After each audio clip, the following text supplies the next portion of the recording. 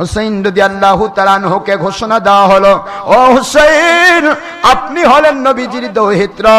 হুসাইন রাদিয়াল্লাহু তাআলা আনহু যে আমার নবীজির দৌহিত্র, এবং আমার নবীজি পাক জবান মুবারকে বলেছেন হুসাইন রাদিয়াল্লাহু আনহু ওনার মধ্য দিয়ে আমার বংশ জারি থাকবে।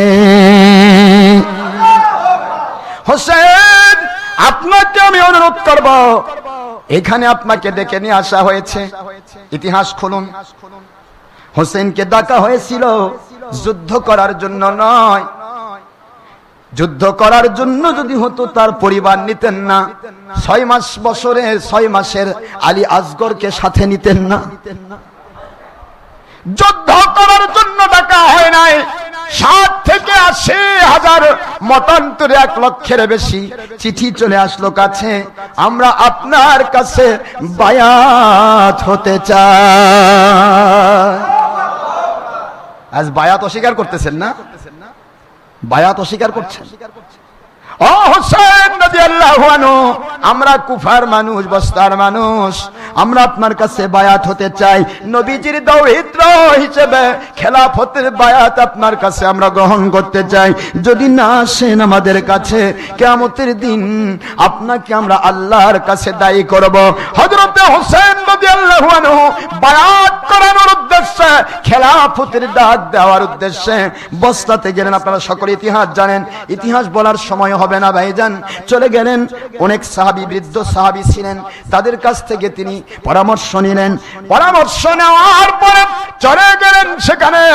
যাওয়ার সময়ে যে ঘটনাটা ঘটলো, অনেক বড় মারাত্মক একটা ঘটনা। হোসেন রাদিয়াল্লাহু আনহু যখন চলে গেলেন, একবারে ফিনিশিং কথা বলছি, চলে গেলেন। যাওয়ার পরে একটি জায়গায় যাওয়ার পর দেখা গেল ওনাকে চতুর্দিক থেকে হুর বিন ইয়াজিদ রিয়াহি, নাম কি? হুর বিন ইয়াজিদ রিয়াহি, সে ছিল ইয়াজিদ বাহিনীর সেনাপতি, সমস্ত তার বিশাল বড় বাহিনীর লিডার, সেনাপতি এসে ঘেরাও করে বলল, ও আল্লাহর নবীর দৌহিত্র, আপনাকে আমরা ঘেরাও করেছি। ইয়াজিদ বাহিনীর কাছে আপনি পরিপূর্ণ, সম্পূর্ণরূপে আপনি ঘেরাওয়ের মধ্যে পড়ে গেছেন, আপনি আক্রান্ত হয়েছেন। কেন? ও হুর বিন ইয়াজিদ রিয়াহি, কি এমন অপরাধ আমি করেছি, আমাকে কেন তোমরা ঘেরাও করছো? ইয়াজিদ বিন রিয়াহি বলেন, আমরা জানতে পারি নাই, শুধু এতটুকু জানি উনি প্রস্তাব দিয়েছেন আপনার নিকটে, উনি যেটা করতে চান সেটা করতে দিতে হবে। আর আপনি যে খেলাফতের ডাক দিচ্ছেন, খেলাফতের ডাকটা আপনি বন্ধ করে দেন। এই প্রস্তাবটুকু যদি আপনি মেনে নেন, আপনাকে রাজকীয় হালতে আপনাকে পুনর্বাসন করা হবে। নাউজুবিল্লাহ পড়বেন না? আপনাকে এমপি, মন্ত্রী, বাদশার মতো আপনাকে জীবিকা দান করা হবে। হোসেন রাদিয়াল্লাহু আনহু বললেন, আমার নানাজানের কথা, আমার নানাজানের সে ইসলামকে বিক্রি করে দিয়ে আমি বাদশার রঙে জীবন যাপন করবো রে হুর বিন ইয়াজিদ রিয়াহি। এটা কেমন করে তোমরা চিন্তা করলে? আমার নানা জানের ইসলামকে টিকে রাখার জন্য আমার গোটা জীবন আমি দিতে প্রস্তুত রয়ে গেছি। হুর বিন ইয়াজিদ রিয়াহি, তুমি কি বুঝতে পারো নাই? তোমার কি একবারও ওই কথা স্মরণ পড়ে না? আমার নানা জান বলেছিলেন, যারা আমার আওলাদদেরকে ভালোবাসলো তারা যেন আমি নবীকে ভালোবাসলো। তুমি নবীর উম্মত দাবি করে, কেমন করে নবীর উম্মত দাবি করে নবীজির আওলাদকে তুমি ধ্বংস করতে চাও? তাকে কেমন করে তুমি অ্যারেস্ট করতে চাও? এত বড় ক্ষমতা তোমাকে কে দিল? হুর বিন ইয়াজিদ রিয়াহি বলে, ও আল্লাহর নবীর দৌহিত্র, আমি কিছুই জানতে চাই না, তবে আমি এতটুকু বলবো, আমি ইয়াজিদের দ্বারা আক্রান্ত। এই মুহূর্তে যদি আপনাকে আমি ছেড়ে দেই, ইয়াজিদের কাছে আমি অ্যারেস্ট হয়ে যাব। আপনি মেহেরবানি করে একটু কৌশল করতে হবে। রাতের অন্ধকারে আমি টান খাটাচ্ছি, চতুর্দিকে তাবু খাটাবো, আর আপনি রাতের অন্ধকারে পালিয়ে যাবেন। আপনি মদিনায় ফিরে যাবেন।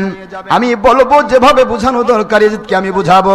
হযরত হুসাইন রাদিয়াল্লাহু আনহু বলেন, এতে মনে হয় উপকার হবে না, তারপরেও তুমি যখন আল্লাহ এবং আল্লাহ রাসূলের পক্ষ নিয়েছো রে হুর বীর ইয়াজিদ রিয়াহি, আমি আমার আল্লাহর কাছে দোয়া করি আমার আল্লাহ যেন তোমাকে হকের পক্ষের মুজাহিদ বানাই জান্নাতি বানিয়ে দেয়।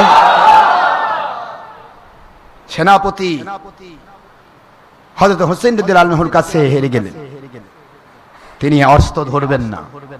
রাতের বেলা হুসাইন রাদিয়াল্লাহু আনহু সবাইকে নিয়ে হাঁটা শুরু করলেন। সকালবেলা হতে দেখা যায় যেখান থেকে হাঁটতেছেন সেখানেই ঘুরতেছেন। দিনে দিনে 3 দিন চলে গেল। 3 দিনের মাথায় হুর বিন ইয়াজিদ রিয়াহি বলে, হুজুর আপনি কি জাননি? উনি বললেন, আমি তো হাঁটতেইছি, কিন্তু আমার আল্লাহ পাক রব্বুল আলামিন এই ময়দান থেকে আমাকে বাহিরে বের করছেন না। ডাক দিলেন একজন মুরব্বিকে, মুরব্বি এই এলাকার মানুষ আপনি মনে হয়? হ্যাঁ বাবা, ঠিক আছে, জায়গাটার নাম কি আপনি বলতে পারেন? মুরব্বি বলতেছে, আল্লাহর বান্দা, এর নাম কুফা নগরীর বিশাল বড়, অনেক বড় নদীর তীর, এর নাম হচ্ছে কারবালা। জোরে বলুন সুবহানাল্লাহ। হুসাইন রাদিয়াল্লাহু আনহু দু চোখের পানি ছেড়ে দিয়ে বলে, রে আমার পুরা পরিবারের মানুষেরা, আমার স্ত্রী শহর বানু, আমার সন্তান আসগর আলী আকবর, আমার যাবতীয় ভাইয়েরা, আমার পরিবারের যে 70-72 লোক তোমরা আছো, আমার নানাজির মুখ মুবারক দিয়ে আমি শুনেছি কারবালার ময়দান হবে আমার নবীজির উম্মতের জন্য আমার কুরবানি কবুল হওয়ার জায়গা। আমি যেতে পারবো না, হাজার চেষ্টা করলে আমি এই জায়গা ছাড়তে পারবো না। ও আমার পরিবারের মানুষেরা, আপনারা পালিয়ে যান, আমি যেতে পারবো না। সব ছোট্ট আলী আকবর, আলী আসগর, সমস্ত পরিবারের মানুষেরা, তার সৎ ভাইয়েরা, তার চাচা, বিভিন্ন আপনজনেরা, তারা সকলে বলতে লাগলো, যেখানে আল্লাহর হাবিবের দৌহিত্র কুরবানি হবে ওই জায়গা ছেড়ে আমরা পালিয়ে যাব না। আমার নবীর দৌহিত্রের সাথে আল্লাহর হাবিবের খেলাফতের মহব্বতে আমাদের জীবনটা কুরবান করতে আমরা রাজি আছি। একজন ব্যক্তি পালিয়ে গেল না। ঠিক আছে, তাবু খাটো, তাবু খাটাতে গেল। তাবু খাটাতে গিয়ে খুঁটি গাড়বে, খুঁটির জন্য যে গর্তগুলি খনন করা হচ্ছিল, গর্তগুলির ভিতর থেকে তাজা রক্ত বের হয়ে আসছে। গর্ত খনন করে তার ভিতরে যখন খুঁটি গাড়ানো হলো, বিশাল বড় ইতিহাস। সেই রাত্রিটি ছিল আশুরা মিনাল মুহাররমের রাত। সেই রাত্রি ছিল আশুরা মিনাল মুহাররমের রাত। সেই রাত্রিতে তিনি এখানে একত্রিত হলেন, টেন্ট তাবু খাটালেন। খাটানোর পরে তারপরে সবাই মিলে একত্রিত হয়ে থাকার পরের দিনই, এটা অনেক বড় ঘটনা, হযরত হুসাইন রাদিয়াল্লাহু আনহু ওনার কাছে পাঠিয়ে দিল ইয়াজিদ যে আপনি আত্মসমর্পণ করুন, কিচ্ছু করতে হবে না, আপনাকে মারবো না, ধরবো না, অ্যারেস্ট করবো না, আপনি শুধু বলুন যে ইয়াজিদ যা করছে সেটা ঠিক, ইয়াজিদ যা করছে সেটা ঠিক। উনি বলেন, আমার ইয়াজিদ আমার নবী পাক সাল্লাল্লাহু আলাইহি ওয়াসাল্লামকে বা আল্লাহ পাক রব্বুল আলামিন ওনার এবং নবী পাক সাল্লাল্লাহু আলাইহি ওয়াসাল্লাম ওনার ইসলামকে জলাঞ্জলি দিয়ে আমি ইয়াজিদকে স্বীকৃতি দেব? উনি বললেন যে এটা আমার পক্ষে সম্ভব নয়। বলে, তাহলে আপনাকে সকল দিক থেকে আমি মারবো না, তবে আপনাকে পানি বন্ধ করে দেওয়া হলো। কি বন্ধ করে দেওয়া হলো? আপনি বয়কট, চতুর্দিক থেকে বয়কট হয়েছেন, আপনার পানি বন্ধ করা হলো। ফোরাত নদীর তীর, এটা কারবালা, ফোরাত নদী, ফোরাতের পানি বন্ধ করে দেওয়া হলো। হুসাইন রাদিয়াল্লাহু আনহু বলেন, তুমি পানি বন্ধ করো আর যা বন্ধ করো, সবই তো আমার মালিকের দান, যেটাই করো আমার জন্য আমার আল্লাহ পাক রব্বুল আলামিন যেটা করবেন সেটাই আমার জন্য যথেষ্ট। সুবহানাল্লাহ। যাই হোক, আল্লাহ পাক রব্বুল আলামিন এটা শিক্ষা দিলেন যে ইচ্ছা করলে আল্লাহ কমপ্লিটলি গালেব করতে পারতেন, কিন্তু আল্লাহ এটাই বুঝালেন ইসলাম জিন্দা হোতা হে হর কারবালা কে বাদ। কারবালার এই ঘটনাকে কেন্দ্র করে সারা পৃথিবীর ভিতরে ইসলাম জিন্দা হয়েছে। জোরে বলুন সুবহানাল্লাহ। এটাকে বোঝানো হয়েছে যে যদি যায় যাবে জানতা হে, জানের চেয়ে ইমান বড়, ইমানের হালতে 1 সেকেন্ড বেশি জান্নাতে যাওয়া ভালো, বাদশাহী জীবন বেঈমানি জগতে ভালো নয়। বলছেন না কেন? জোরে বলেন। হোসেন একদিকে সাহাবী, একদিকে আওলাদে রাসূল, নবীজিকে ঘোড়া বানিয়ে নবীর শরীর, হুজুর নামাজ পড়তেছেন, হোসেনের দ্বারা নবীজিকে ঘোড়া বানাইছে। সুবহানাল্লাহ বলেন। আখেরি নবীকে ঘোড়া বানাইছে। আল্লাহর হাবিব সাল্লাল্লাহু আলাইহি ওয়াসাল্লাম সেই হাদিসে এসেছে, হুজুর বলেন যে আমি আমার হোসেন রাদিয়াল্লাহু তাআলা যখন আমার পিঠে চড়েছে তখন আমি সেজদাকে লম্বা করে দিয়েছি যাতে করে আমার হোসেন শান্তি পায়। আর সেই হোসেনের মাথা মোড়ক কাটা হলো। বেশি দূর যাতেও যাব না, শুধু হোসেনের এই ঘটনা বলার সময় আমার নেই। মাথা মোড়ক কাটা হলো, মাথাকে আলাদা করা হলো।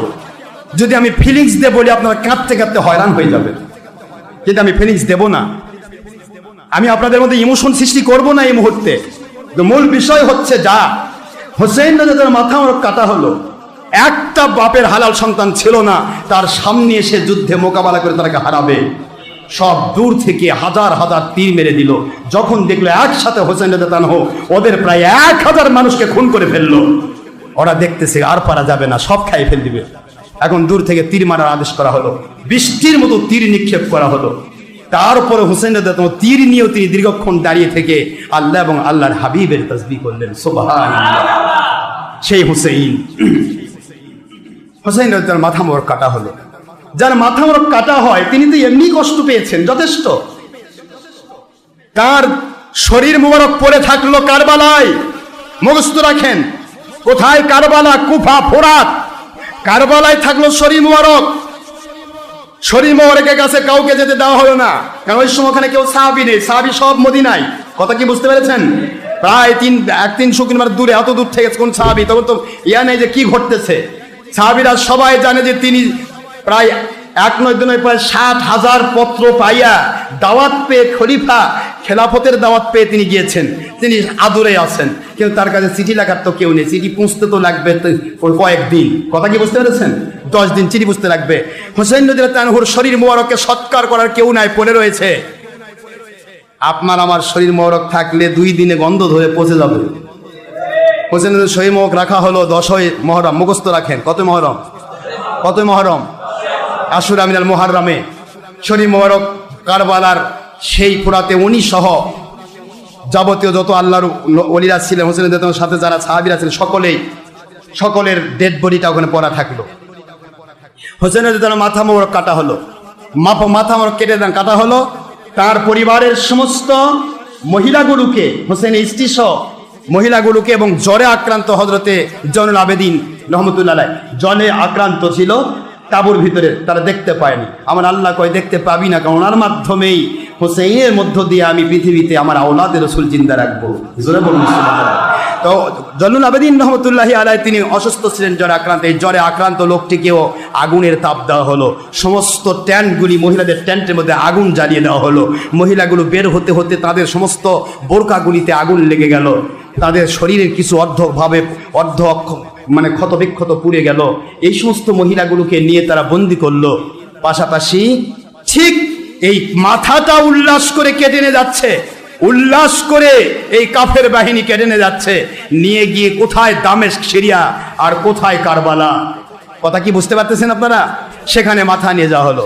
দামেস্ক সিরিয়াতে আছে ইয়াজিদ, আর কুফার শাসনকর্তা বানাইছে তার শালক উবাইদুল্লাহ বিন জিয়াদ, জারস সন্তান। কথা করছেন না কেন জোরে? অবৈধ সন্তান। এইটাকে বানাইছে সে এখানকার শাসনকর্তা। একে অর্ডার দিয়ে কলকাঠি নারী আন্দাবাস। যখন হোসেন রাদিয়াল্লাহু ইন্তেকাল করলেন, শহীদ হয়ে গেলেন, ওনার শরীর মোবারক কোথায় থাকলো? কারবালায়, কুফার নিকটে। কোথায়? ইরাক, কোথায়? সিরিয়া। বুঝতে পারতেছেন নাকি আপনারা? 1000 মাইল দূরে সিরিয়ার দামেস্কে নিয়ে যাওয়া হলো তার মাথা মোবারক। এই যে এতদিন চলে গেল, মাথা থেকে শুধু সুগন্ধি বের হচ্ছে, কোনো দুর্গন্ধি বের হয়নি। শরী মুবারক পড়ে থাকলো, কিন্তু কেউ সৎকার করার নাই। ওই সময় এজিদ বাহিনী এত বেশি টপে ছিল যে কেউ যদি হুসেনের পক্ষে কথা বলে তাকেও তারা কতল করত। আমার কথা কি বোঝা যায়? কেউই ছিল না। ওইভাবেই উত্তপ্ত বালুকা রাশির উপরে হুসেনের শরী মুবারক পড়ে থাকলো, সৎকার কেউ করেনি। দেখেন, খুব খেয়াল করে। মাথা মোবারক নিয়ে যাওয়া হলো এজিদের কাছে। এজিদের কাছে মাথা মোবারক পৌঁছার পূর্বে সাহাবায়ে কেরাম কিছু ছিল, তাদের সামনে এজিদ অভিনয় করতেছে, হাই হাই, আমি তো হোসেনকে খুন করার অর্ডার করিনি, আমি তো এরকম হুকুম করিনি, আরে কি করলো, মানে মায়া কান্না। আমার কথা কি বুঝতে পেরেছেন? মায়া কান্নায় আপ্লুত হয়ে গেল। সাহাবায়ে কেরাম সবাইকে দেখাচ্ছে যে আমি এজিদ, আমি হোসেনের পক্ষে, কখনোই এজিদের মারার পক্ষে আমি ছিলাম না, কেন তাকে মেরে ফেলা হলো, কেন শহীদ করে, ওখানে বলতেছে। আর ওবায়দুল্লাহ বিন জিয়াদ তো কুফাতে, কথা বুঝতেছেন আপনারা? ওকে তো অর্ডার করেছে চিঠির মাধ্যমে, সেই চিঠিটা পর্যন্ত সে ওবায়দুল্লাহ বিন জিয়াদ রেখে গেছে, ও চিঠি পর্যন্ত দলিলে রাখা হয়েছে। ওবায়দুল্লাহ বিন জিয়াদ চিঠি লিখে রেখেছে যে কোন চিঠিটা এজিদ আমার কাছে পাঠাইছিল, এবং এজিদ লিখেছে যদি হোসেনকে খুন করতে না পারিস তাহলে আমি তোকে খুন করব। নাউজুবিল্লাহ বলবেন না? এখানে মায়া কান্না জ্বলল। সাহাবায়ে কেরাম বা নিকটস্থ মানুষেরা ভাবলো, বাপ রে, এজিদ কি ভক্ত হোসেইনের, কথা বলেন না কেন? এই মায়া কান্নার ইতিহাসটা নিয়ে সে কুলাঙ্গার এজিদ বাহিনী বাংলার ওয়াহাবি খারেজি বা 72 ফিরকার বেঈমান, এই বেঈমানেরা বলতেছে, কয় যে উনি কি কান্নাকাটি করেছে উনি মরে যাওয়ার পর। আরে তোরাও তো কান্দিস, কিন্তু তোদের কান্নাটা কেমন? তোরাও তো অনেক সময় দেখি নেতার মরে গেলে কান্দা, কারণ নেতা যান তারপর খুশি হয়। কি কথা করছেন না কেন জোরে? প্রশ্ন হচ্ছে, এটা রাজনীতি, এটা কি নীতি? রাজনীতিতে এগুলি চলে। রাজনীতিতে এমন চলে, নিজের ছেলেকে খুন করবে অন্যের শরীরে চাপে দেওয়ার জন্য, এটা রাজনীতি। এই এজিদ এই কাজটাই করেছিল। সে গোপন সূত্রে চিঠি লিখেছে, খুন করার আদেশ দিয়েছে, না খুন করলে তো খুন করব। আবার উপরে মায়া কান্না দেখাচ্ছে, হোসেনের খুব প্রিয়। এই ইতিহাসটা তারা বের করে কয় যে উনি হোসেনের বিরুদ্ধে ছিল না। নাউজুবিল্লাহ জোরে বলেন। দ্বিতীয় নম্বর, হোসেন, আপনি বলেন তো, বাংলাদেশ সরকারের আদেশে যদি কাউকে খুন করা হয়, ওই খুনটার দায়ী সেই খুনিটা একা নাকি সরকারও? মানে কথা কোনো কি হলো বলেন? কেন সরকার হবে? কেন হবে? আদেশ, একই অপরাধ। তো সে হলো তখন খলিফা দাবিদার, কুলাঙ্গার। তাকে তো ইসলামী শরিয়ার খেলাফত বলা, খলিফা বলা হয়নি। ইসলামী শরিয়ার খেলাফত বলছে আবু বকর, ওমর, ওসমান, আলী, হাসান রাদিয়াল্লাহু 6 মাস, এরপরে ওমর বিন আব্দুল আজিজ রহমতুল্লাহ আলাইহি। মাঝখানে এজিদেরটা গ্রহণ করা হয়নি, মুয়াবিয়া রাদিয়াল্লাহু তাও গ্রহণ করা হয়েছে। সুবহানাল্লাহ জোরে কোন? এক তো গ্রহণ করেনি কেউ। হানাফি মাযহাবের উত্তম কিতাব ফিকহে আকবর স্পষ্ট করেছে,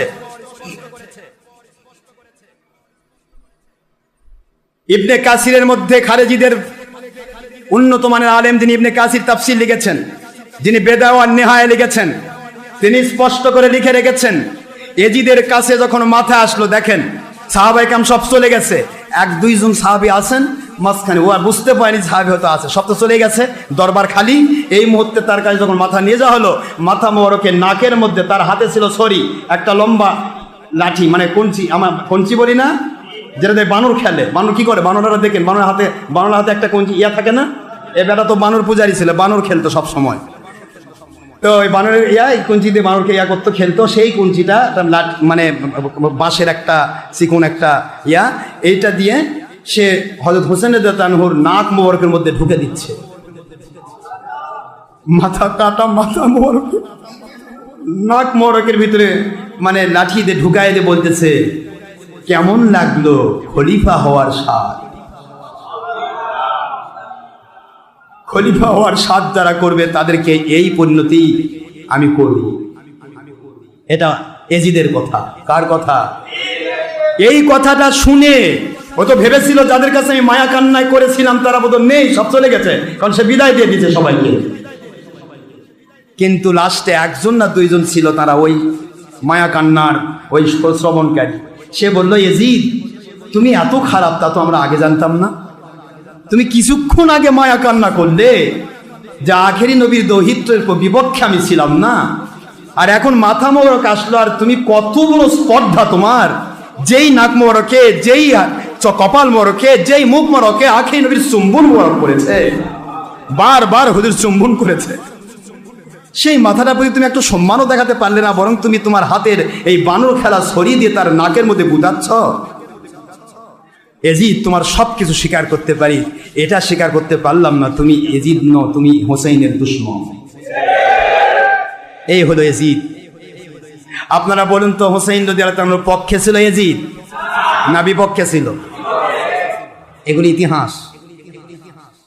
আল্লাহর দয়া হলো 40 দিন যখন হলো, অর্থাৎ 10ই মুহররম শাহাদত হলেন, 10ই মুহররম থেকে একেবারে 40 যখন খিলাফ হলো, সেদিন এরা ছেড়ে দিল ওই মহিলাগুলোকে। কাদেরকে? বাবার কথা কন না কেন? যাদেরকে অ্যারেস্ট করেছিল তাদেরকে ছেড়ে দিল। হোসেন রাদিয়াল্লাহু তাআলা আনহু, ওনার মাথা মোবারক দামেস্কেই দাফন করা হলো। দামেস্কে ওনার দুই জায়গার দাম, দামেস্কে মাথা মোবারক, আর কারবালার ময়দানে ইয়াতে আপনার কুফাতে তার দেহ মোবারক। কথা কি বুঝতে পেরেছেন আপনারা? তো দামেস্কে ইরাকে হলো ওনার শরীর মোবারক, ইরাকে কোথায়, আর দামেস্কে সিরিয়াতে ওনার মাথা মোবারক। দুইটা জায়গাতেই এই যুগে যুগে আজ পর্যন্ত প্রত্যেকটা জায়গাতেই, দুই জায়গায়, এখানে শরীর মোবারক, ওখানে মাথা মোবারক, এই দুই জায়গাতে জিয়ারতের জন্য লক্ষ জনতার ভিড় হয়। এ বাংলার এজিদ বাহিনী বাতিল ওহাবি খারেজির গোষ্ঠী, লিনলজ্জ বেহায়ার জাত, তোমাদের গডফাদার, তোমাদের আব্বার আব্বা, দাদার দাদা এজিদের কবরে কয়জন যায় জিয়ারত করার জন্য?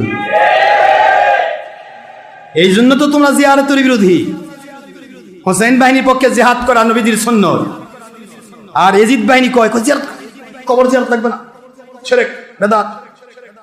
আখির রাসূল সাল্লাল্লাহু আলাইহি ওয়াসাল্লাম বলেছেন, আমি নিজে কবর জিয়ারত করি, তোমরাও জিয়ারত করো। জোরে বলুন সুবহানাল্লাহ। যাই হোক, হুজুর প্রাথমিক পর্যায়ে মুসলমানদেরকে জিয়ারত নিষেধ করেছিলেন, কিন্তু পরবর্তীতে হুজুর আবার বলেছেন, আমি জিয়ারত তোমাদের নিষেধ করেছিলাম, যেহেতু তখন তোমাদের ভিতরে পৌত্তলিক পূজার একটা ভাব ছিল, কবর পূজা করার সম্ভাবনা থাকতে পারে। এখন তোমাদের ভিতরে কমপ্লিট ইমান ইসলাম ঢুকে গেছে, এখন আমি নিজেও জিয়ারত করি, তোমরাও জিয়ারত করবে, এবং কিয়ামত পর্যন্ত কবর জিয়ারত সুন্নত হিসেবে থাকবে। জোরে বলুন সুবহানাল্লাহ। বাবাজির আমার, এই হাদিস হলো আমাদের দলিল, আর খারেজি ওয়াহাবির দলিল ওই আগেরটা, মানে সব ওদের ওই মানসুকগুলো, আর আমাদের সব নাসেকগুলো। আলহামদুলিল্লাহ বলবেন না জোরে? এখন প্রশ্ন হলো, এজিদ বাহিনী ছেড়ে দিল, মাথায় কানে গেল, কুফা নগরী থেকে, জেলখানা থেকে বের হয়ে পরিষ্কার কেতাব প্রমাণ করে আল্লাহর হাবিবের সাহাবায়ে কেরামের মধ্য থেকে যারা ছিলেন কয়েকজন মহিলা, কি বলে না, কয়েকজন মহিলা এবং হযরত জয়নুল আবেদিন রহমতুল্লাহ আলাইহি আওলাদে রাসূল, তিনি সকলে মিলে নিজেদের বাহন উঠে চলে গেলেন। গিয়ে ওখানে কারবালা ময়দানে গিয়ে দেখেন হোসেন রাদিয়াল্লাহু তাআলা আনহুর কাটা শরীর মুবারক 40 দিন পার হয়ে গেছে, এখনো কাটা শরীর মুবারক, এবং যারা শহীদ হয়েছিলেন, বীরের মতো যুদ্ধ করতে জিহাদ করে শহীদ হয়ে গিয়েছিলেন, ওনার সাথে যত মানুষ গিয়েছিল, যতগুলি মানুষ জিহাদে গিয়েছিল, একজনকেও এজিদ কাফের বাহিনী কোনোদিন সরাসরি যুদ্ধে শহীদ করতে পারে নাই। সকলেই একটার পর একটা শত শত বাহিনী যখন খেয়ে ফেল দিচ্ছিল, সকলকেই তারা দূর থেকে শত শত তীর মেরে দিয়ে তাদেরকে ধরাশায়ী করেছিল।